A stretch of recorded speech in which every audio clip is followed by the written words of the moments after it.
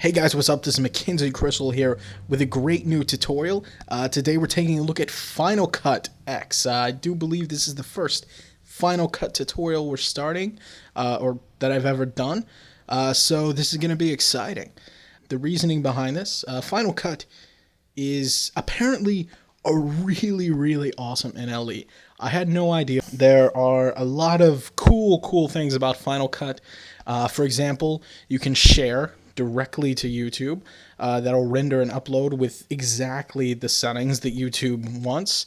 And speaking of rendering, the render time in Final Cut is insane.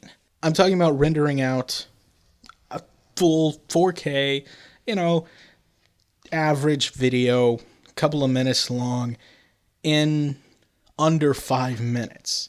Insane render times. This is largely because since Apple has built Final Cut and also built OS X, they know better how to take advantage of the features than anyone else. Anyways, that's not important. Anyways, so what I'm going to do today is just a quick getting started tutorial. This was the hardest part for me, actually. And actually, once I figured out how to get everything set up and going good like I would normally have in Premiere, I haven't looked back since. As soon as I figured out how to get things started in Final Cut, I don't even think I've opened Premiere. Okay, so what I have here is a project set up with I guess this new series of videos I've been working on that highlights some of the stuff that I use on a daily basis, tools and programs. It's pretty cool. You can check it out. There'll be a card on the screen. But we'll actually, and then here's also another, we'll close all of these. So let me actually close these libraries. Okay. And so here is Final Cut as you would see it. Actually, depending on, I guess Final Cut might also look like this. It might have this little inspector window open over here. Mine actually did when I started, and I'm bringing that up and closing it by hitting Command 4, actually. Also, there's a window control to show and hide the inspector. That's just something really cool to do.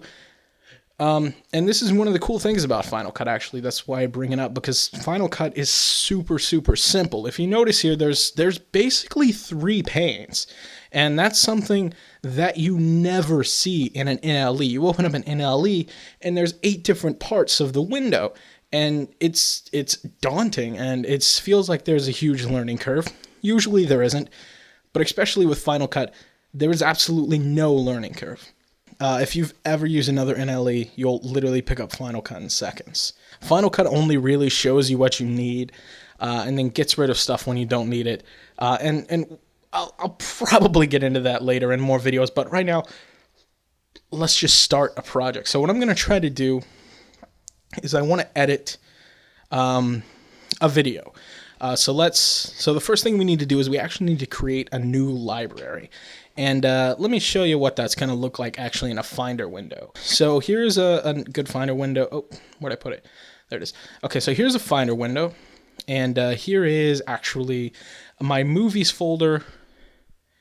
And then the folder where I store all of my projects. So you can see here, these are all Final Cut libraries. If I come in here to the place where I store my tutorials, a couple of more libraries, and if you open these up, what you can actually do is see even more into it. There's a folder for each different project, and it's stored. It's cool.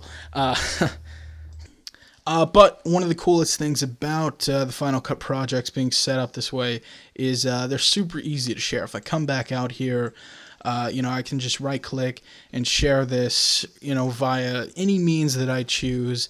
I can send this to someone. It's very easy to offload entire projects.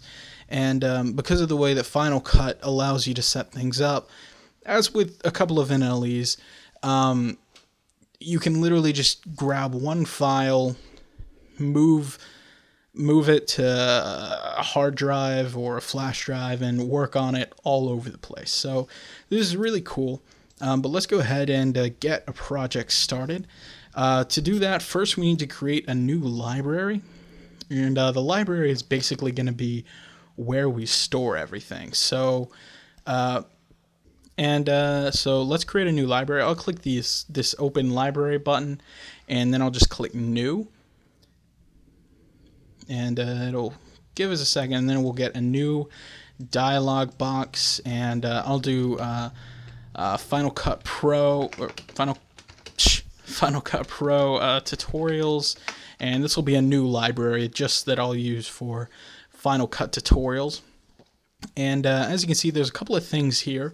There's one folder called Smart Collections, and what this does is basically kind of sorts all of your files out into everything within this library. You can view the video, the audio, just the timelines, or the photos that you have there.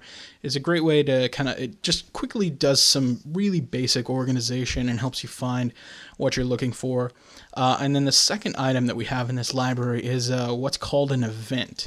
And the way that I use this, and there's a couple of different ways to use this type of thing, this event, is I use it as a project. So for each new video that I do, I create a new event in this library. I've noticed some people like to create a separate library for each project that they do, and just keep the standard event in there or whatever. But I'm going to show you how I do it, and that is, since this is our first video, this is the event, and if I just hit enter on the keyboard, I can rename this.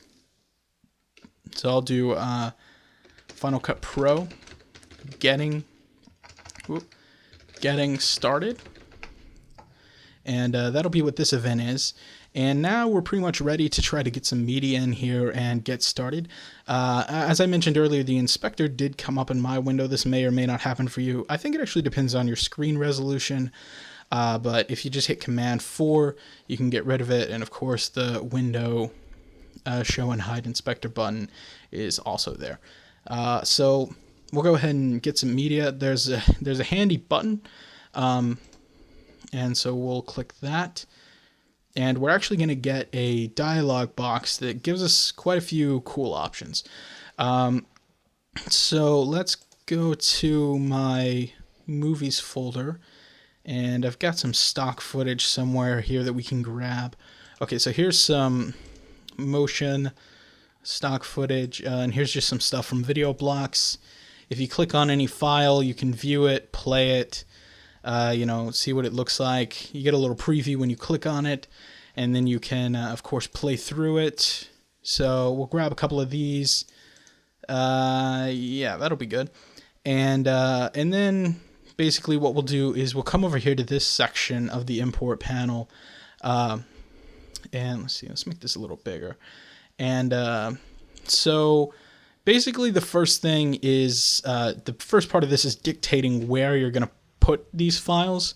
Like I said, all the files go into separate events, and so what we can do is we can create a new event based on these files, and we could call this our stock footage event. But what we'll do is just put this in that event that we already renamed. And then the cool option here, and this is something that's in a lot of NLEs, but with Final Cut, it's something that I definitely recommend doing, because again, it puts all of your footage in that Final Cut library, and you can just grab it and take it anywhere. And after that, of course, you can actually delete the original media, because it doesn't compress the media or anything. It just takes the original media exactly as it is and copies it into its folder. So we'll leave that checked. And then something I also usually do is a little bit of transcoding. Create optimized media is an option that it's not a proxy setting. As you can see, there's something there is a proxy setting to transcode proxy copies of everything. But what the optimized media does is it basically transcodes everything into ProRes, and what that does is it's still a high quality file, and but it's pretty easy for Apple to work with, and so normally I leave both of those on. Today, I'm going to go ahead and shut them off. Well, actually, normally I just use the proxy media. It helps edit faster a lot of times. And then another thing, there's a few other things, just you can tag people and folders and finder tags. You can add keywords from stuff. There's a few other options here to try and analyze, to balance the color of all the video already. That's cool if you're importing stuff from one particular shoot. And there's a couple of things for audio to try and fix issues. But all of this is really, I don't want to say not that useful, because the automated tools in Final Cut are actually surprisingly good, but it's just not something that I would normally be working with. So I'll go ahead and hit import selected, and if we click right here, you can see there's a progress bar, and if we click here, we can get some more data about what's going on. And it's actually already done importing, but you can see this is a special window that shows us everything that's going on in the background of Final Cut. And you can access this by, of course, hitting here or hitting Command 9. Or there's also a window, background tasks is what it's called. And so this, if something is rendering, if something's importing, if something's transcoding, all that data will always be here, and you can see exactly what's going on with Final Cut. Okay, so now we've got some footage, and we'll go ahead and just create a new project. And again, there's a few options we'll want to look at. I'll go ahead and call this getting started again. And it's by default it's set to actually just set everything based on the first clip that you import, and that's really great. You import a piece of footage, that's the resolution and that's the frame rate you want for your project, and so you just drag it in and everything's set around that. I usually like to custom set it, so I do 1080p 1920, and then usually I actually try to work in 60 frames a second, but I'm going to set this to 24 frames. And then of course there's some more advanced audio options if you so desire, but you can pretty much leave them as they are for general purposes. And then we'll go ahead and click OK. Okay, so now we have a timeline ready to go, and what we'll go ahead and do is start dragging some footage here. Okay, so here's our first clip on the timeline.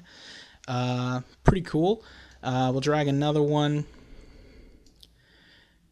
and okay. And as you noticed up there, you can actually drag, if you can drag a video straight into the timeline, or if you click on this and hit E, you can put it into the timeline. But if you come over to the edges, you can actually drag to set in and out points for the footage.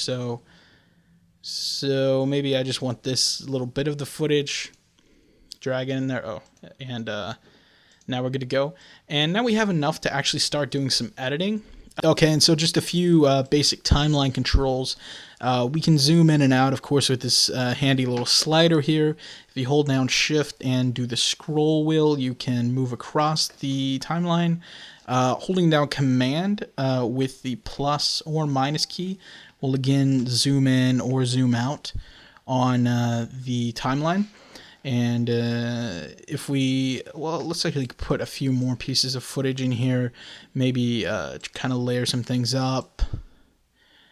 And now if we scroll regularly just with the mouse wheel, we can actually scroll up and down through all the different kind of layered pieces of footage we have. Of course, holding down Shift will scroll this way, and just scrolling the mouse wheel regularly will scroll up and down throughout all the footage.